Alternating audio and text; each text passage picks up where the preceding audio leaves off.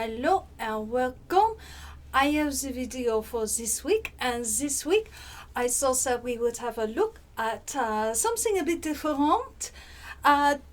Books about two exceptional Americans with the letter B in their names.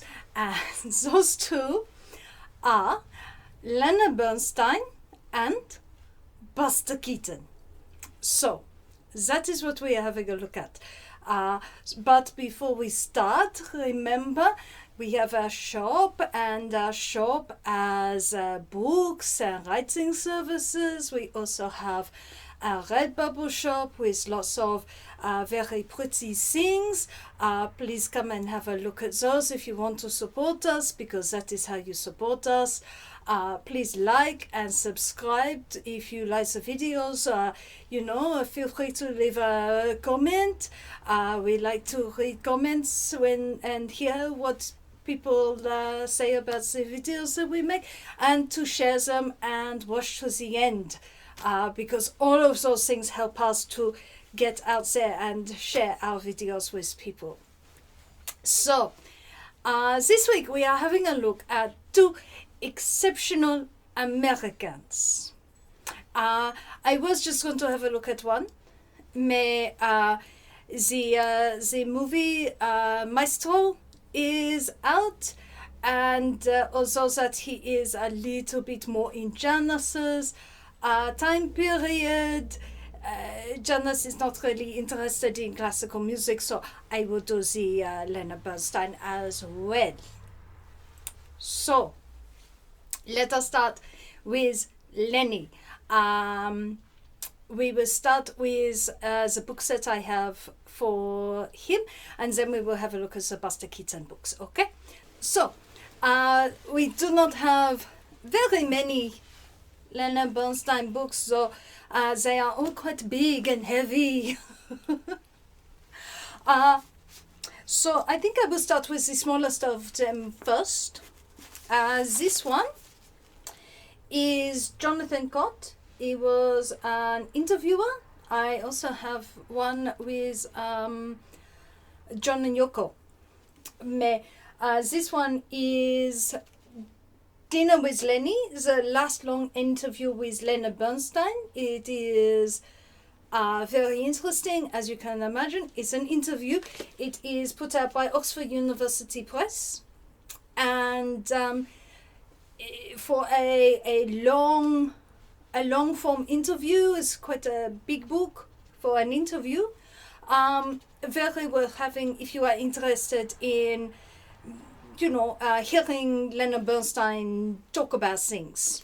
So that is that one. The second thing that we have, much the same, if you want to hear Leonard Bernstein talk, we have this big one, which is the Leonard Bernstein letters. So this is a whole load of his correspondence, lots of different things, all happening in real time, so you are seeing him across his life. Very, very interesting book. So very much one if you are interested in Leonard Bernstein and seeing how he interacted, how he was with his friends, with other people. This one is a good one. Pesky, because these letters are not written for an audience. They're not like, for instance, the Harvard lectures or anything else. These are personal and therefore give you a much better concept of who Leonard Bernstein was as a man. Now, the third book, which is the big one. This is Leonard Bernstein, Humphrey Burton. This is his official biography. It's a very, very, very good biography. This one was out of print for some time. I had originally read it when I was living out in Lithgow, and the public library had a copy, and I borrowed it. And then I moved away, and I could not access this for ages. And then it came back into print in paperback. So you better believe I snapped this one up. His whole life is big, thick book. It is put out by Faber and Faber. Excellent book. If you went and saw Mestral and enjoyed that, I would say you would really, really, really enjoy this. This would be the starting point, I would say, for any books, Leonard Bernstein's, the letters. Without this, the overview are going to be harder to read. The interview is readable on its own, but this is definitely you want to read to get a good grounding in who Leonard Bernstein was. So, there you go, there is that one. Finally, this one, which is actually a book written by Leonard Bernstein. Leonard Bernstein, The Joy of Music. So, this is a book that is somewhat beyond my comprehension. I bought it. One of the things that this book does, it is designed to be very, very, very accessible for his audience. I cannot read this. I am not able to read music. So because I cannot read music, this whole book is designed so that you can read what is said and then sit down at the piano and play it. So he has actually made this book incredibly accessible to an audience that wants to understand more about music. So it is very much in the line of the young people's concerts, certainly in line of the Harvard lectures. If you can find those on YouTube. The Harvard lectures are hours and hours of discussion of music and musical theory and Leonard Bernstein playing things on the piano, and they are just fascinating. I probably understand about 40% of what is being said, but I can hear a lot of what is being described because I can hear him play, whereas with this I cannot access it. It is I would still recommend the book, but it is much more technical. It is sort of like some of the other books that I recommend for writing or writers, where they are very academic and therefore not for everyone. This one isn't for everyone. The other books that I had, absolutely for everybody. This one, if you are interested, do have a look. This one is put out by Amadeus Press, which is a How Leonard Incorporation, or that's the distributor. It is written by Bernstein. You do get to see Bernstein as a teacher, which it was a position that he loved to do, to explain music, to share music. So even if you don't fully understand everything in this, and I probably understand 40% if I'm lucky, it is still a wonderful book that is showing the great teacher that Leonard Bernstein and his great enthusiasm for music. Those are the Leonard Bernstein books. Now for the Buster Keaton books, which is the reason I had to put the Leonard Bernstein books on the floor, because the Buster Keaton books are in the shelf. So, for Buster, which I know a lot of people like, and I know I just made you sit through Bernstein. I will put a timestamp in the description. For Buster, we have other books, and Buster is the second of our exceptional Americans, exceptional creative Americans. So this is actually the video I wanted to make. I thought I would put Bernstein on there because people are talking so much about Maestro. I don't usually follow trend. Everything I do is so out of trend. I figured I may as well try. But anyway, so Buster. I have a lot of books about Buster. And again, like my books on literature, some of them are on the more academic side.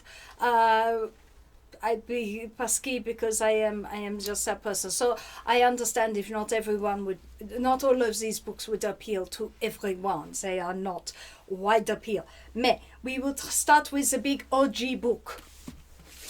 The big OG book, Buster Keaton, A Filmmaker's Life by James Curtis, and it's put out by Knopf. This is a phenomenal book. It's huge. This is a book that when you want to look up something, this is the book that you use because it's so encyclopedic in its information. The first big chunk of the book is about his childhood. About the first 100 pages is about his childhood, which for most people would be extremely boring, but that is a really important part of Buster Keaton's life because he was a child star. If you want to look anything up, it is in here. I was watching 3 Ages, which recently the restored version came out. And I was like, I wanted to find out a little bit more about the jumps in the modern age that he misses and falls through, and because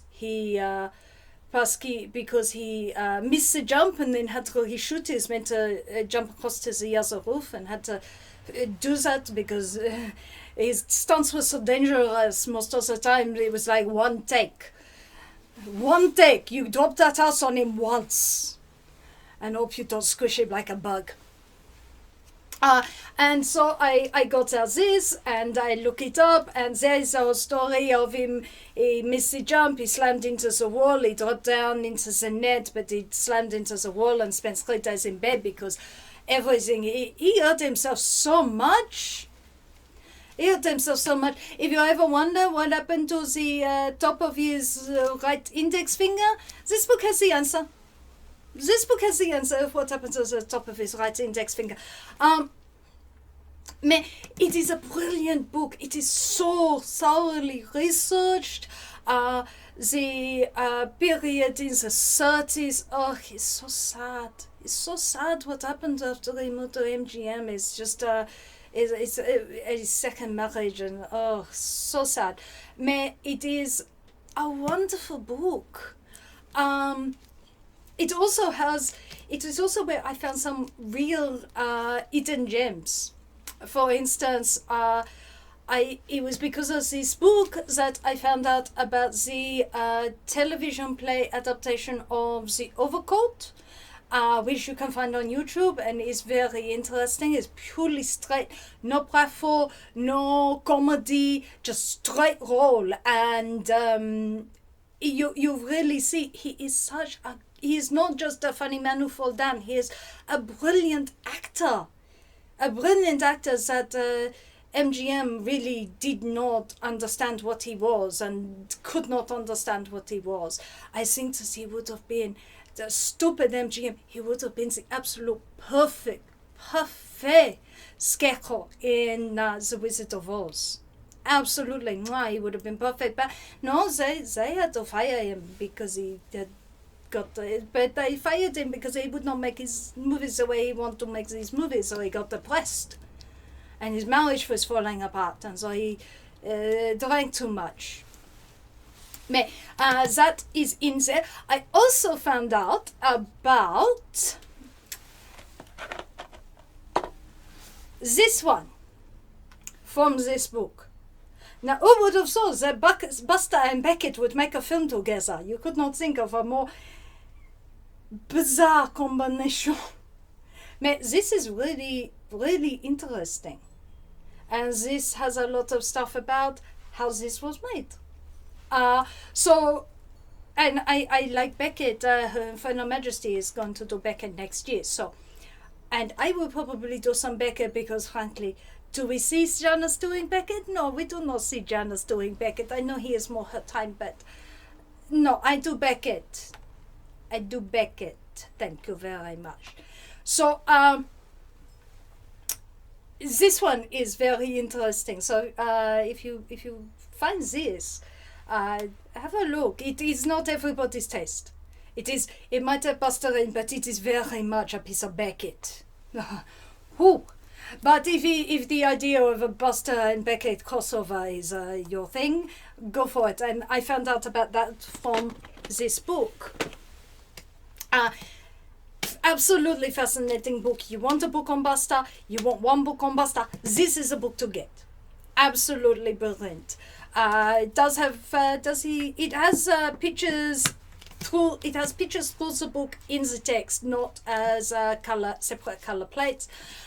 Because it is an American book, it has the ragged, I'm not sure you can see, the ragged cut, which is emulating the old books where you had to cut the pages. That is seems to be a trademark of Knopf. I've seen other hardback books that are like that. So I believe now that this is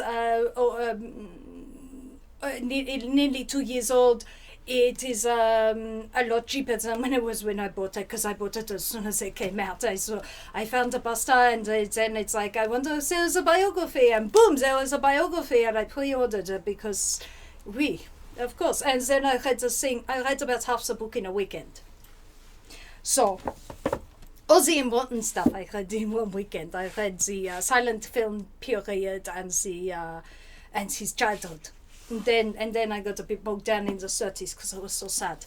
I did finish. I finished quite quickly. It is excellent book. This one I also bought at the same time. They both came out. The books about Buster, like Buster's None Come for Ages and then two all at once. This one is called Cameraman. Buster Keaton's The Dawn of Cinema and the Invention of the 20th Century.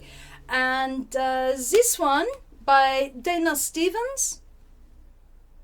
And this one is looking at elements of Buster's life and alongside different developments through the 20th century. So we have looking at things like when looking at the 30s, you're looking at things like the development of AA. You're looking at there's a chapter on Limelight and looking at Charlie Chaplin and Buster Keaton. There is talking about early television. So it is looking at not just Buster Keaton's life, but also putting him in context of this rapidly evolving century that he lived in. So especially since, unlike Chaplin, Buster Keaton was incredibly interested in the modern world and mechanized things and progress, and which is why television was an obvious place for him to go at the dawn of television. Because he was not afraid of it. He was not afraid of different mediums. Going into film was a huge thing for him. He could have commanded a huge fee on the vaudeville stage, and he would have been this like a lot of the theatre actors who it's like, oh, there are photos of these people and records of their performances, but we have no idea what those performances are because they were never recorded, and they are sort of stories lost to time. And Buster, by adopting Phil, by taking up Roscoe Arbuckle's suggestion to come over west with him and join his the comic,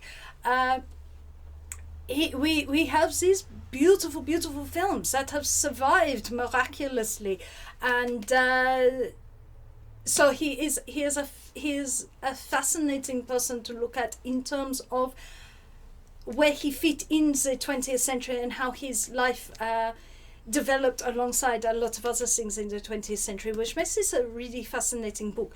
It is less of a biography than this book.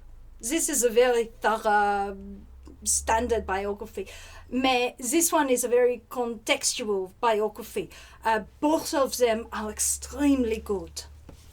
Now, the next one is one that I have certainly found is probably the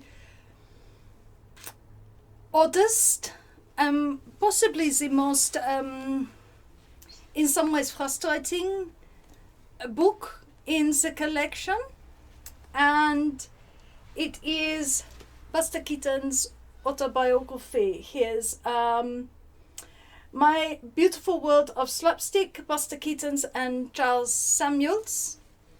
This one is essentially as told too.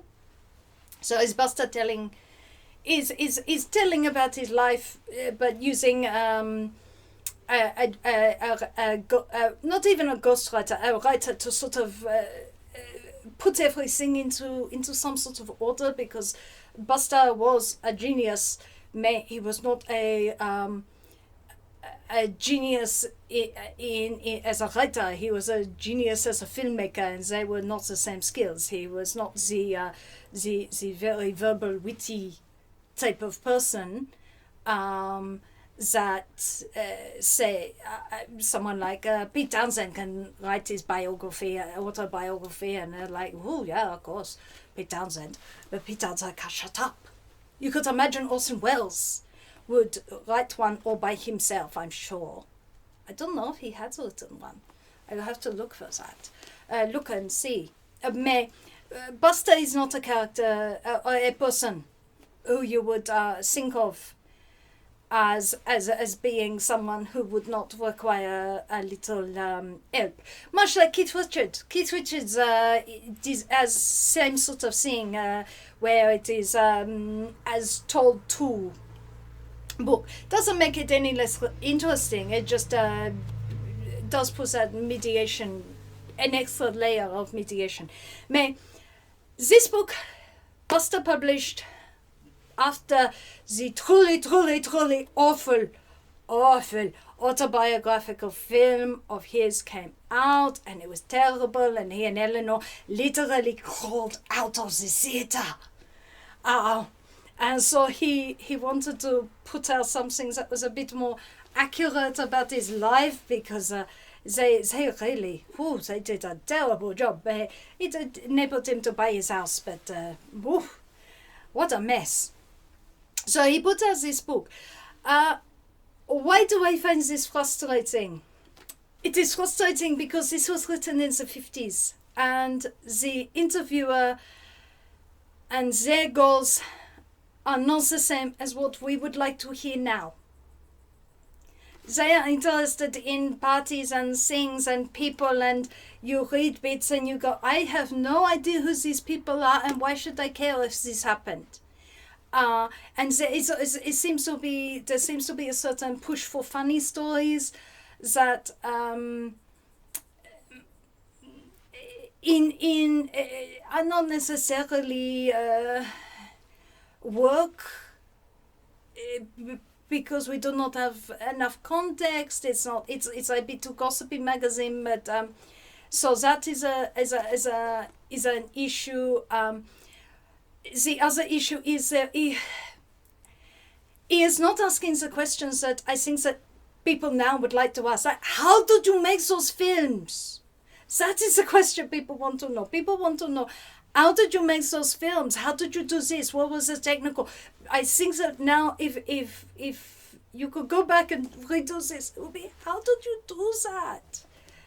That is sort of the and more about his filmmaking and about as a filmmaker. I do suspect that having read the James Curtis, that the experiences in the 1930s really knocked his confidence as a filmmaker, and in some ways, so I think that contributes to the tone of this. I think it is, and I am not the only person who thinks this. I talk to other friends who are Buster Keaton fans, and they also have found this a very odd book. It is also very much, this is a man who has been performing since he was 5 years old. It is a performance. He is performing a character for the book. And so he is performing a Buster Keaton that the audience would expect. And so that has an impact on how this reads. Really, I would have loved to hear some technical stuff, some more stories about how did you do this, how did you do that, how tell me about the general, that sort of thing. I would have loved that. So this brings us to the books that Buster would have found incredibly perplexing. Buster, who famously said, "You can't be a genius in slap shoes." Well, I am sorry to say, Buster, you can be a genius in slap shoes, whether you wish to accept that or not. You were a genius. And so these are the academic books that are looking at the films. So firstly, part of I do not have a lot of academic film books. I actually have these books because I am planning on writing a book. So that is why I bought these. These are not what I would call essential Buster. This is the other ones definitely are more essential Buster. These are like my Shakespeare books, somewhat specialty items and kind of expensive. So I do not say that you must read these. I would not necessarily must read these. They are just part of my collection, so I thought I would show you. So this one is a Cambridge Film Handbook. This is going to play here with my green screen on Sherlock Jr. So it is a selection of essays about about the film Sherlock Jr. It also talks. I bought it Basque because I wanted. I was looking for that, and I knew that even if they're talking primarily about Sherlock Jr., it's sure to have references to other things. Probably the most memorable thing in this book is somebody quoting another writer who said that women do not seem to have very much appeal with the silent comedians, do not seem to appeal to women very much. Interesting. I wonder which women she was talking to, because all the people I know on Instagram who I talk to about Buster, all are women, and all are very, very well. He was a very handsome man, was he not? Oh, yes, he was a very handsome man. It's almost obscene how handsome he was. Yes. So, yeah, and we do like the stunts. And we do like the very athletic gymnast body underneath the baggy suit. That is why we watch Battling Butler. And that is why we watch College. So, anyway,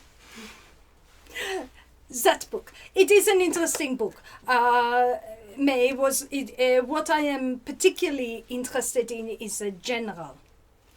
And I bought two books that were specifically on the general because of this, because that is what I'm working on for my next project. And so I got this one, which is called Comedy Incarnate, Buster Keaton, Physical Humor and Bodily Coping. This one is by Noel Carroll, and it is put out by Wiley and Blackwell. Not the cheapest book in the world. And this is entirely about the general. This is about the general and talking about it in terms of the physicality. A lot of people I have noticed talk about the general. A lot of people I have noticed have talked about the general in terms of his Civil War setting.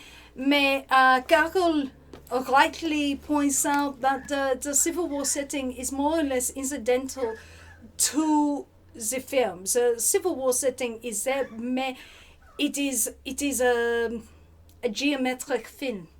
I love the almost clockwork like quality of Buster chases the general in the Texas, and then then he gets the general back and he flees being chased by the Texas. It is just backwards and forwards. How do you create tension with a chase with trains where they're on fixed tracks? How Buster could do that? And this book talks very much about the physicality of Buster Keaton film. So it is quite interesting. This one, which is my last one, is by Peter Kramer. It is about the general. It is put out by BFI Classics, British Film Institute Classics. It is only a little book. It's entirely about the general. And if you have the Eureka Blu-ray copy of the general, Peter Kramer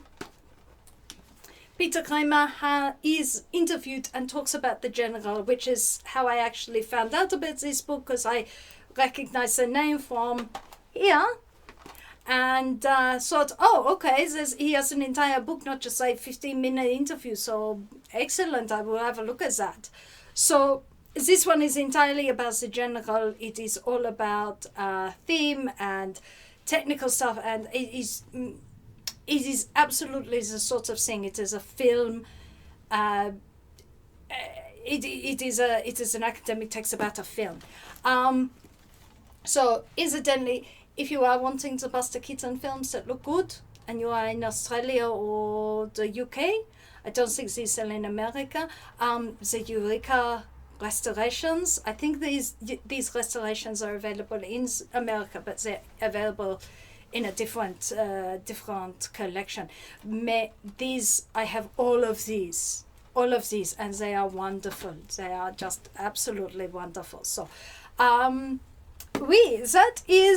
that is my Buster and Bernstein books, brought to you by the letter B.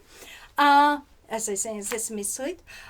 So I hope that you enjoy that. I hope that might give you something to think about, to read. Maybe if you are quick, you might be able to get that and stuff it in, get someone to put that in your stocking for Christmas, if you like any of those.